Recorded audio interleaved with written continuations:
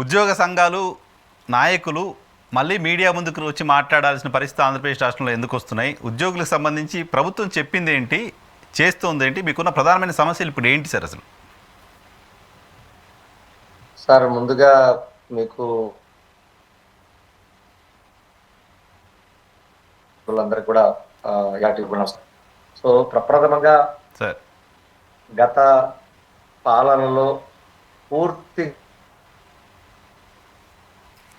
ఏదన్నా ఉందంటే ప్రధానమైనటువంటి వర్గాల్లో ఉద్యోగుల వర్గం ఒకటి.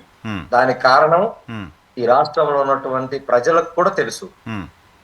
ఎందుకంటే మాకు అప్పటి వరకు ఇస్తున్నటువంటి పిఆర్సీ రివర్స్ ఇవ్వటం కానీ, రిటైర్డ్ ఎంప్లాయీస్ అప్పటి వరకు తీసుకుంటున్న పెన్షన్ ని వెనక్కి తీసుకోవటం కానీ, లేదా కాంట్రాక్ట్ ఉద్యోగుల్ని సుమారు 10,000 మందిని చేస్తామని చెప్పి 3,000 మందితో సరిపెట్టడం కానీ, లేదు అవుట్ సోర్సింగ్ ఉద్యోగులు ఎవరైతే 30% వాళ్ళకి పెంచమని అధికారుల కమిటీ సిఫారసు ఇచ్చినప్పటికీ కేవలం 23%తో వాళ్ళ కూడా సరిపెట్టినట్టు విషయం అయితే సో ప్రధానమైన 4 వర్గాలు చెప్పారు మీకు. ఉద్యోగ వర్గాల్లో 16 లక్షల మంది వీళ్ళే. సో వీళ్ళందరూ బాధపడినటువంటి వర్గం గురించి చెప్పాను, చిన్న మచ్చుకు మాత్రమే.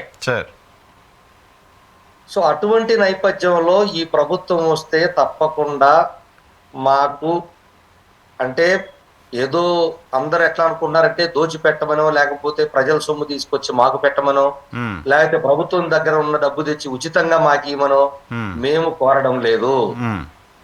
మేము ఏదైతే పని చేశామో ఆ పనికి ఇవ్వాల్సిన కూలి డబ్బులు ఎందుకు ప్రభుత్వాలు ఇవ్వలేకపోతున్నాయి, ఎందుకు ప్రభుత్వం వైఫల్యం చెందుతుంది, ఇది చెప్పాలి. ఇది కూడా ప్రజలకు ఆన్సరబుల్. ఎందుకంటే ప్రజల్లో భాగం మేము ఒక్కరం ఒంటరి కాదు. అంతే కదా.